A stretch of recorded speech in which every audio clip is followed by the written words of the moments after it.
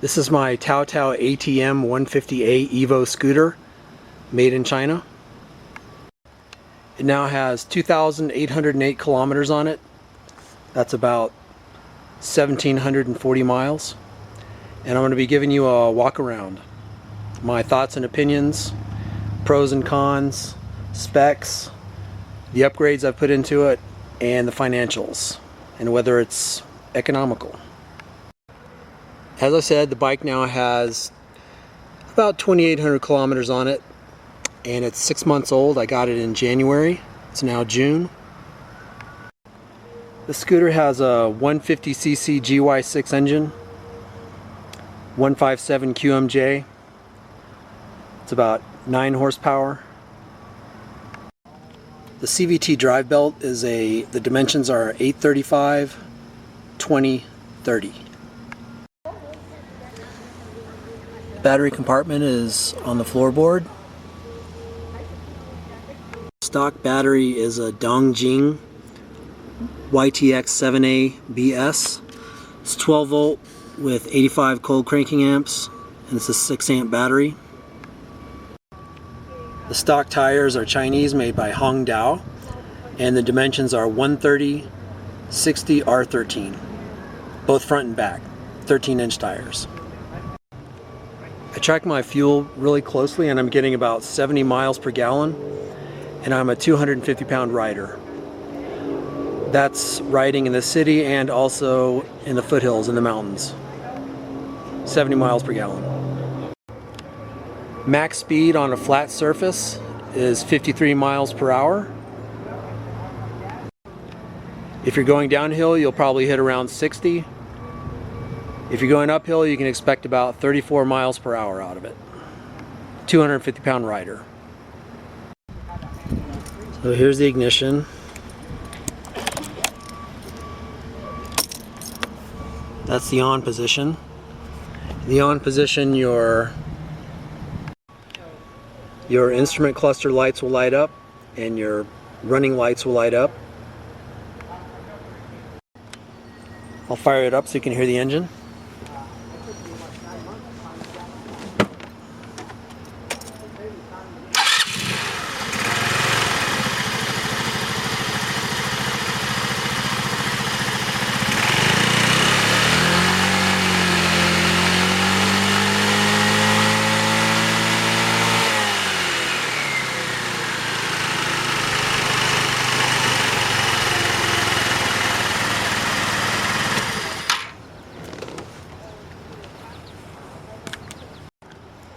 As you can see, it's pretty quiet.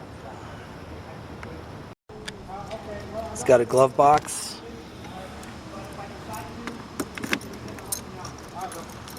And there's enough room to keep some papers like your insurance, registration, some change for a parking meter if you need it. I've got a tire pressure gauge in there too. But there's not much room for anything else really.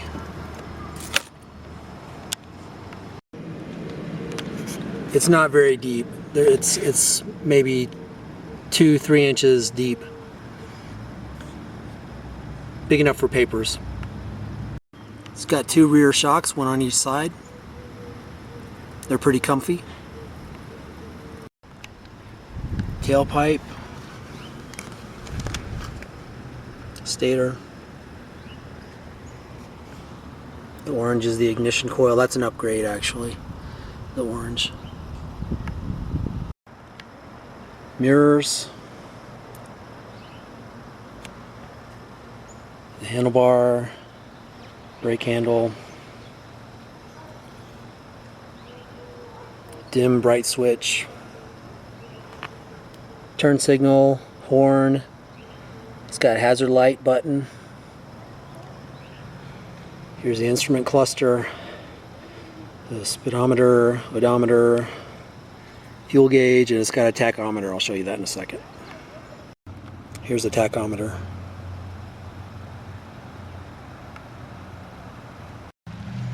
I've got my Garmin GPS unit mounted on there with a ram mount suction cup. That's an upgrade, and it's attached to an Opteca solar charger, which keeps the GPS unit charged. Over here we've got the starter button and the kill switch.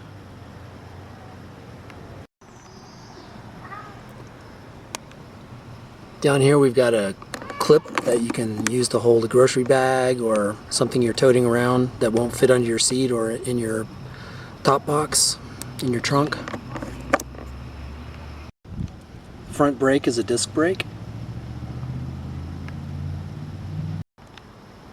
It's got twin headlights.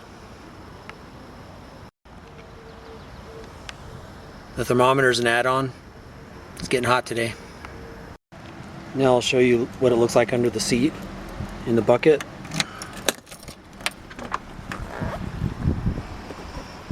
And I'll show you what I can fit in here. I have my tool kit. That takes up the bulk of the space. Got a lot of tools. Then I've got my first aid kit, rain pants, a rain jacket, rain pants, pair of work gloves, a rag, and a Ziploc. And I've got my trusty Road Gear digital air pressure gauge. All that fits under the seat. Also under the seat you've got the fuel tank and the gas cap. You have your air box. So here's what the inside of this thing looks like. You got the gas tank back here, the filler neck. Here's the float, the top of the float.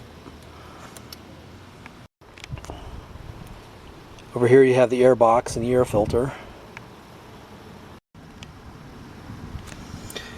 Here's the fuel petcock, fuel lines, vacuum lines. You got the CVT down here, transmission. This is the air intake to the carburetor and to the exhaust manifold over on this side. Starter motor.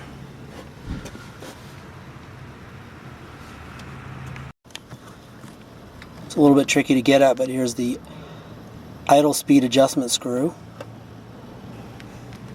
It's under the air box. Below the air box you've got the ignition coil that goes to the spark plug right there, the orange. Over on this side, this is the CDI box. It's upgraded to a Naraku, non-restricted. Okay, so I showed this to Paraglider MX and he had some recommendations. We consulted and he suggested to move the fuel filter to higher ground. So basically I'm going to follow his suggestion and route it under this part of the frame here, back around, and then tie it off to this bar right here. In the back you have a rack. And the trunk does not come with a bike. This is a Bestem T-Box that I bought separately for 90 bucks. Here's what it looks like from the back.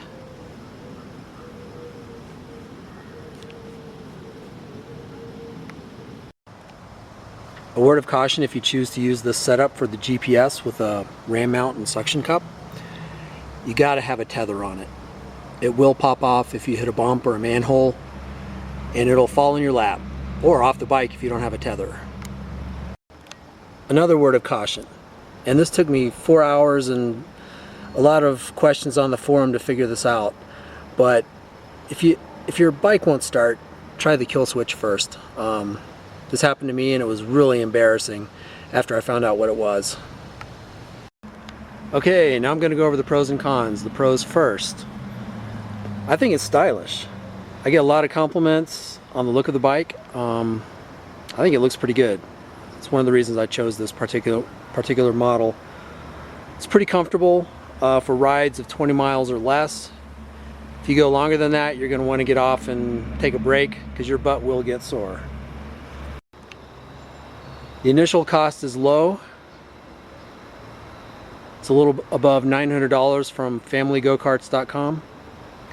So far it's been really reliable. I've never been stranded. It's got good gas mileage. I'm getting 70 miles per gallon. It's a fairly smooth ride, quiet engine, quiet brakes. It's got adequate acceleration. It's comparable to a car off the line at a stoplight. The steering is very responsive. It's got excellent handling on curved mountain roads. I've tried it out there. And the headlight illumination is great at night. So those are the pros. Okay, now for the cons. So first of all, this is a high maintenance bike. This requires a lot of attention, and it's not a set it and forget it bike. You need to be mechanically inclined and technically savvy to maintain it. Otherwise, you're going to end up spending a lot of money on mechanics coming out to your place or in a shop. So be prepared to take care of it yourself, because it is very demanding. According to my research and what I've heard in the forums and online, this bike is prone to failure in wet weather. The electrical connectors and the wiring gets wet and it goes down. So I don't take it out in wet weather unless I get caught in a storm, which I haven't yet. I check the weather before I go out. But be advised, it's not a wet weather bike. Some of the rubber components are of really poor quality and they deteriorate quickly within a matter of months. And I'm going to go over those issues one by one with you. The mirror sleeves, Speedo cable retainer, and the gas cap seal. So I'm going to show you guys the problems with the rubber deteriorating. One of the first problems was with the gas cap. This is only after 6 months. You can see it's developing cracks, fine cracks, and a big crack right there. Another problem with the rubber is these rubber sleeves that go around the mirror. You can see, I'll get it close, it's starting to crack there. And down here in the bend. Another problem with low quality rubber is the Speedo cable retainer. It's made out of rubber and it plugs into the front fender, but that thing just popped off and it was sliding around on the Speedo cable, so I cut it off. There wasn't any way to fix it, but it rotted away as well after 6 months. So this is my bag of guts, all the stuff that's been pulled out of it when upgrades were put in. Another problem you're going to have with rubber is these rubber fuel lines and vacuum lines. These are going to rot within a few months, so you got to replace those up front. Otherwise, you're going to be left stranded somewhere. Stock tires are relatively low quality. I've had problems with those. I went through 2 of them on the front before I finally got a Kenda K413. So be aware of that. Bead seal leaks, etc. I had headlight failure in both bulbs. They went out about the same time within a day of each other after 3 months. So be aware of that. It's really difficult to remove the rear wheel. You have to take off the tailpipe and the swing arm, and it takes a bit of time and effort. Another con is loose fasteners from the factory. This is one that I missed during the PDI. And that was the front brake caliper bolts were loose. One was very loose, and the bike was making a clunking sound when I braked using the front brake. So you got to check all the fasteners on this bike when you get it. Also on my bike, the rear axle nut was a bit loose. It was not torqued down properly. So check that as well. And even after you have everything tightened down, things can still come loose. I've had a problem with this one here, the tailpipe to swing arm bolt here. This has been a constant source of trouble and chattering. Finally I used Loctite on it, and that seems to have fixed it. One last con about this bike: it does not like manholes or big bumps. It's very sensitive. so avoid them if you can. Now I'm going to go over some mistakes I made so you don't repeat them.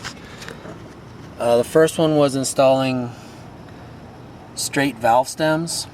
I knew I needed an upgrade because these stock valve stems are prone to rot, so I upgraded. But as you can see, there's not much clearance. I can't air up at a gas station. I have to use my air compressor at home. So I would recommend the angled valve stems. Another mistake I made was on the CVT when I was reassembling. I stripped one of the bolt holes. It's this one right here. You can see there's no bolt in it because I didn't hand tighten it before I started using impact driver to slowly drive it in there. These mistakes are because it's a process of trial and error sometimes when you don't know everything about the bike. And you go online and you get on YouTube and try to figure stuff out and learn, or get on the forums and ask people, ask the gurus, and you don't always get it right even then. And I tried to do a valve stem replacement myself on the front tire, and I ended up ruining the tire with a C-clamp. Wasted the first tire, had to get another one. So that was a mistake I made. I ended up taking it to a tire shop. That was a better solution. If you go online and do your research about Chinese bikes, you're going to find that there's a lot of recommended upgrades to improve the reliability and longevity of the bike. So I'm just going to run through these really quickly. Prima magnetic drain plug set for the GY6. Got a upgraded CDI box. It's a Naraku NK390-24. I'm using an NGK CR7 Iridium spark plug. Upgraded valve stems TR413 with Schrader valves. Upgraded fuel filter. I'm using a high energy GY6 ignition coil. I upgraded the battery from the stock to a Motobat MBTZ 10S. It's a 12 volt 8.6 amp with 190 cold cranking amps. Upgraded the fuel lines and the vacuum lines with Helix line. It's 3/16 inch.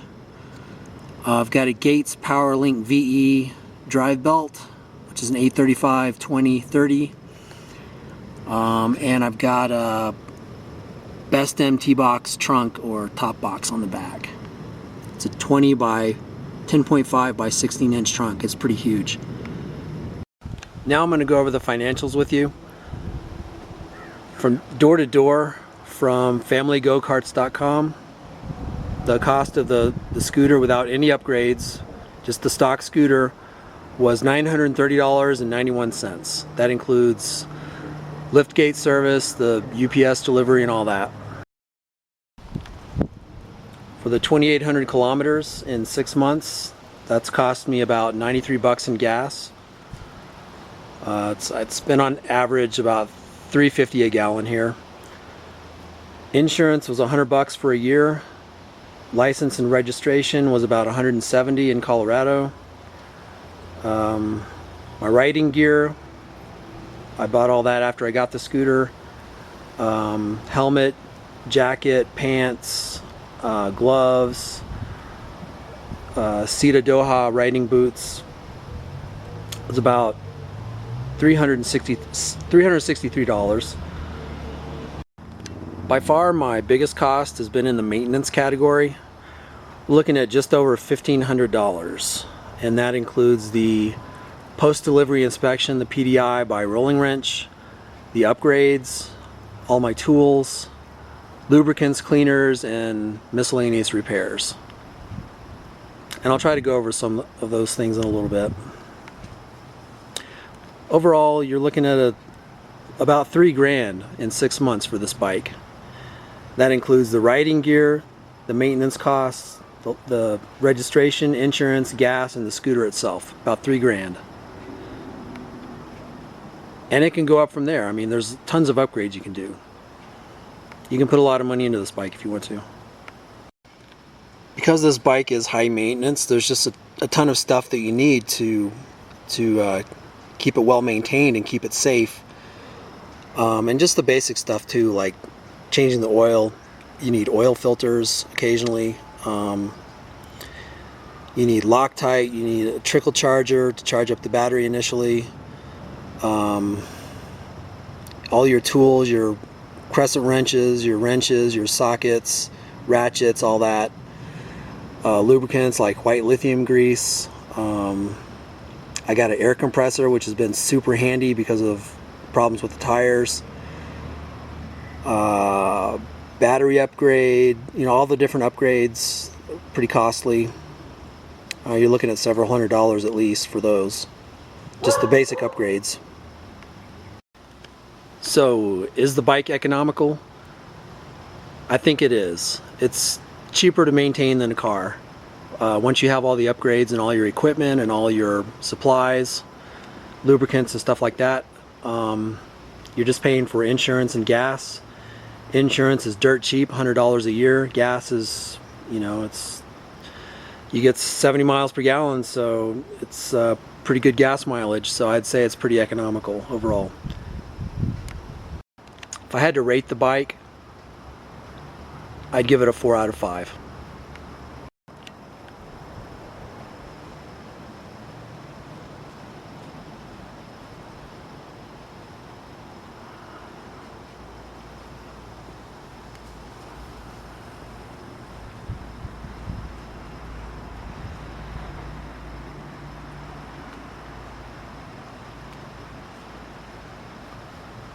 Oh yeah, I got a word lock for my helmet.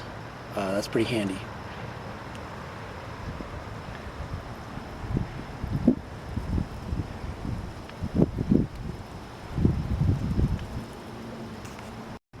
Well, that's it for now for this review. I hope you guys found it useful.